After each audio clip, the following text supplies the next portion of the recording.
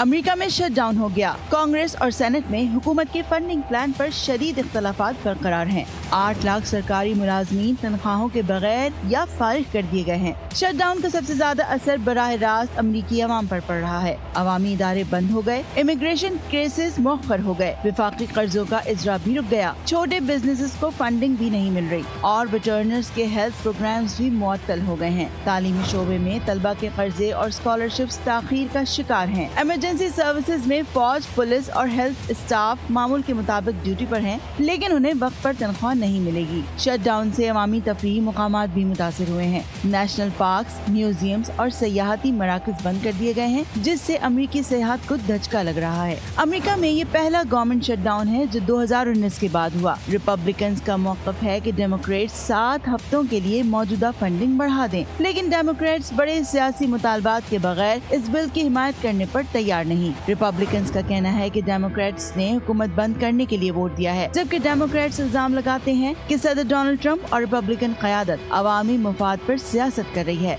सवाल ये है कि ये शट डाउन कितने दिन जारी रहेगा और क्या दोनों पार्टियां अवामी मुश्किलात खत्म करने के लिए जल्द किसी हल पर पहुंच सकेंगी या नहीं। बिनिश अब्बास, GTV न्यूज़। अमेरिका में 6 साल बाद वफाकी हुकूमत बाज़ाब्ता तौर पर शट डाउन का शिकार हो गई है। फंडिंग बिल पर कांग्रेस में डेडलॉक बरकरार है और इसी सूरत हाल ने लाखों सरकारी मुलाजमीन और अवामी सहूलियात को बराह रास्त मुतासर किया है। इस शट डाउन से इमिग्रेशन केसेस मौखर, वफाकी कर्जों का इजरा भी रुक गया है।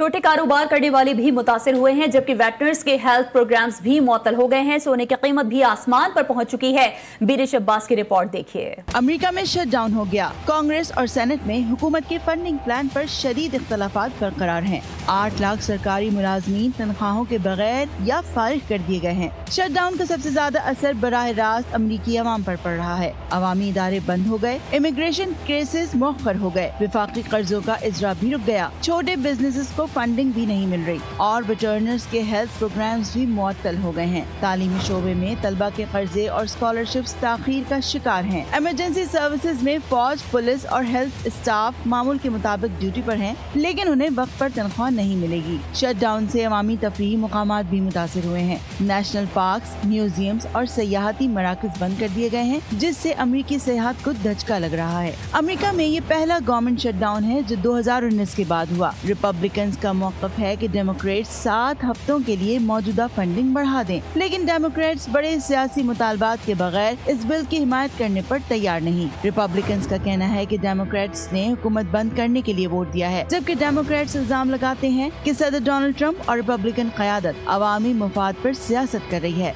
सवाल ये है कि ये शट डाउन कितने दिन जारी रहेगा और क्या दोनों पार्टियां अवामी मुश्किलात खत्म करने के लिए जल्द किसी हल पर पहुंच सकेंगी या नहीं। बिनिश अब्बास, GTV न्यूज़।